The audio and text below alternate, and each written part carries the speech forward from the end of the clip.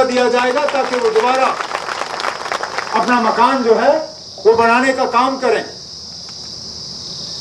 बेशक फौरी तौर आप पूरा मकान बना नहीं पाओगे, लेकिन जिस तरह हमारे एक साथी ने कहा, टेंट परमानेंट इलाज नहीं है, पंचायत घर परमानेंट इलाज नहीं है, स्कूल परमानेंट इलाज नहीं है। बिल्कुल सही कहा आपने। इस गलतफहमी में मत रहिए कि हमने आपको टेंट दे दिया और हमारा काम हो गया, हमने आपको पंचायत घर में रखा तो हमने अपना काम कर लिया, हमने आपको स्कूल में रखा तो हमारी जिम्मेदारी खत्म। बिल्कुल नहीं। ये तो सिर्फ उस मौके पे आप लोगों को एक ऊपर छत देने के लिए हमें ये कदम उठाना पड़ा, लेकिन जब तक हम आपको इस लायक नहीं बनाएंगे कि आप 2 कमरे अपने खुद ना बनाएं और पक्का मकान जो है दोबारा कायम ना करें, तब तक हमारी जिम्मेदारी जो है पूरी नहीं होगी। ये हमारी जिम्मेदारी है। तो हमें परमानेंट आपके इस मसले का हल करना होगा। उसके साथ साथ जो सरकारी मशीनरी को नुकसान हुआ है, कहीं पे स्कूल, कहीं पे अस्पताल, कहीं पे सरकारी दफ्तर, जो माल मवेशी को नुकसान हुआ है, जो आपके फसल जो कटाई के लिए लगभग तैयार था, जो फसल को नुकसान हुआ, और मैं जानता हूं ये वो इलाके हैं जहां इसी फसल से आप सर्दियों में फिर गुजारा करते हो। अगर ये फसल ना रहा तो आपके पास फिर खाने के लिए कुछ नहीं रहता।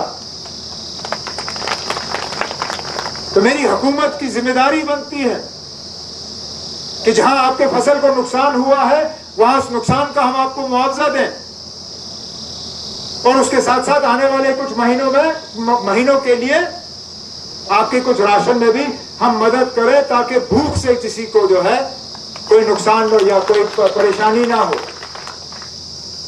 इसी तरह मैं जानता नहीं हूं अगर यहां पे ये मसला है, लेकिन कुछ इलाकों में हमारे जो लोग खेती बाड़ी करते हैं, जो काश्तकार हैं, किसान हैं, वो केसीसी लोन के तहत कर्जा लेते हैं, फिर अपने जमीनों पे काम करते हैं और फिर उस लोन को चुकाते हैं। लेकिन जब जमीन पे रहा ही नहीं कुछ, जब कटाई के लिए फसल रहा नहीं, जो केसीसी लोन लिया गया है उसको चुकाया कैसे जाएगा? तो इसमें भी जिन लोगों ने केसीसी के लोन लिए हैं और उसके बाद फसल को नुकसान पहुंचा है, उन लोगों की भी हम हुकूमत की तरफ से मदद करेंगे ताकि कर्जे के बोझ में आप लोग दब ना जाएं। कहने का मतलब मेरा सिर्फ इतना है कि हम आपके हालात से बेखबर नहीं हैं।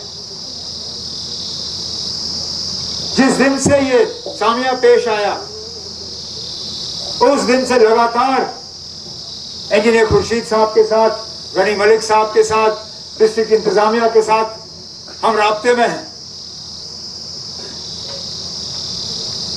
लगातार हमारी कोशिश रही कि पहले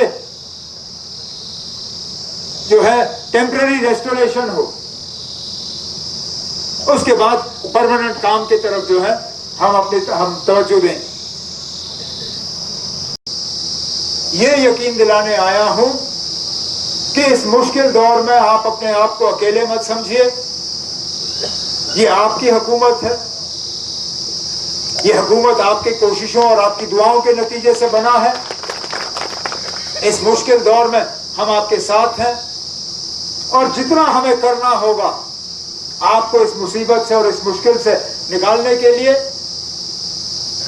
आप यकीन माने कि मेरी हुकूमत, मेरे साथी, मेरे साथ जो अफसर काम कर रहे हैं, हम दिन रात मेहनत करके आपको इस मुसीबत से निकालेंगे। यही मैं यहाँ पे आप सबको यकीन दिलाने आया हूँ और ये बात करने के लिए आया हूँ यहाँ पे। अब इसके बाद मैं इस जामिया में जो लोग जो इसमें फंसे, जिनको नुकसान हुआ है, उनसे अलग मिलके उन्हें भी मैं इस चीज़ का यकीन दिलाते हुए इस उम्मीद के साथ कि बहुत जल्दी इंजीनियर खुर्शीद साहब के साथ मिलके हम एक शानदार प्रोग्राम रख के यहाँ और बातें जो है कर पाएंगे। उस दौरान खुशी का माहौल होगा, हम सब मुस्कुरा रहे होंगे। लेकिन उस दौर के इंतजार में मैं अब आपसे इजाजत चाहते हुए ये अपनी बात यहाँ पे खत्म कर लूंगा। बहुत बहुत शुक्रिया। अस्सलाम वालेकुम।